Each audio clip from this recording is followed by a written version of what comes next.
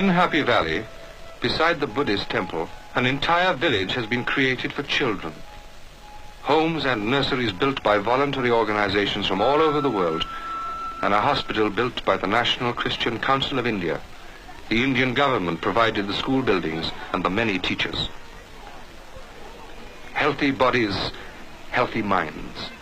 This is the picture the visitor sees, yet almost every child has a story of tragedy or terror. Faith was my support, and obedience my only guide, says Mrs. 𝒂𝒧𝒧, who organized the Tibetan children's homes at the request of the Dalai Lama. And the modernization of these medieval people begins here, with American and European cast-off clothes. For when shirts and trousers, tunics and skirts replace the accustomed robe, a subtle change of outlook must begin. Poor things, they couldn't carry very much of their belongings because they were very anxious to bring their children safely to India. And that's why that these children and their parents are suffering a lot.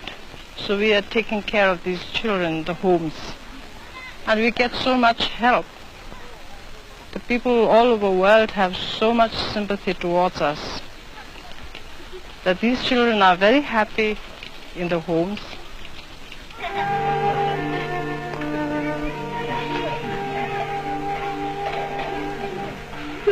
Here in safety and love, the children live while their parents work in other parts of India. Here each day, every child says grace at meals, worships for an hour, studies his religion of non-violence, and learns more about the modern world. The National Christian Council of India, supported by Christian Aid and the World Council of Churches, has helped in many ways. Money, food, milk, medicines, even to providing fresh fruit and proteins because monkeys stripped the fruit trees and leopards ate the chickens. In the children lies the only hope for the future, for the old will die.